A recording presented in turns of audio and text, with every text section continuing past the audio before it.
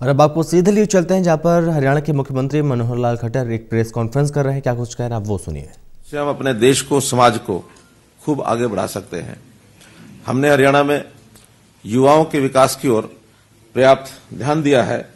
हमने अपना जो ये दूसरा कार्यकाल शुरू हुआ, इसके घोषणा पत्र में ये उस समय घोषणा की थी कि युवाओं की अपनी पढ़ाई, युवाओं की स्किलिंग, युवाओं की क्षमता को बढ़ाना और साथ ही युवाओं को नौकरी के लिए बार बार जो आवेदन करना पड़ता है ये नहीं करना पड़ेगा, एक बार आवेदन करना पड़ेगा।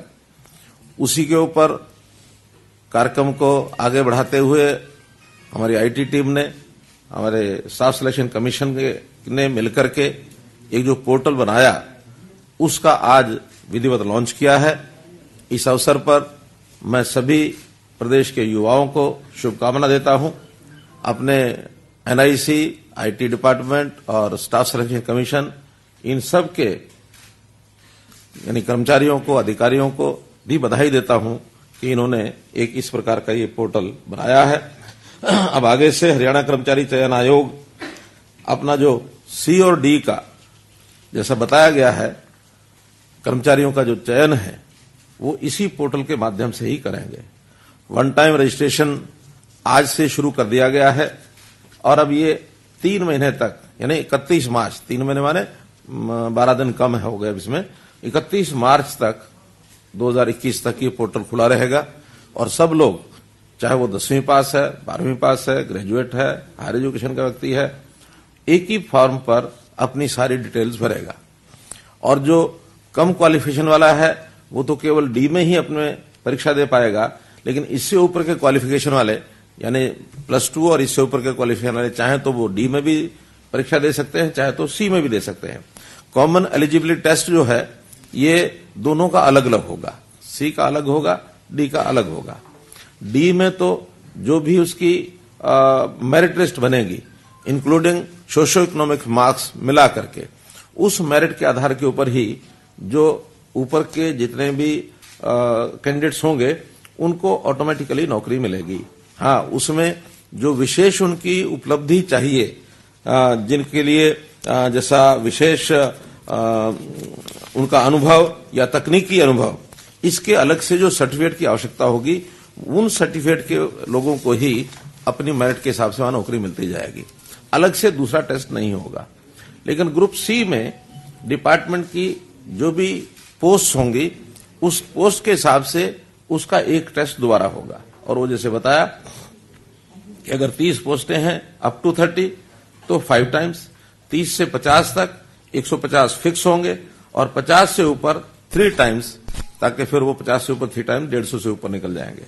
तो इस प्रकार से 3 स्लैब्स उसके बनाए गए हैं और मैं समझता हूं कि बहुत बड़ी एक सुविधा ये युवकों को, क्योंकि एक ही युवक बार बार टेस्ट भरता है, बार बार टेस्ट के लिए फार्म भरता है और उसको बार बार फीस देनी पड़ती है। उसकी बजाय वो 3 साल के लिए एक बार ही अपनी पात्रता टेस्ट के लिए ही फीस होगी।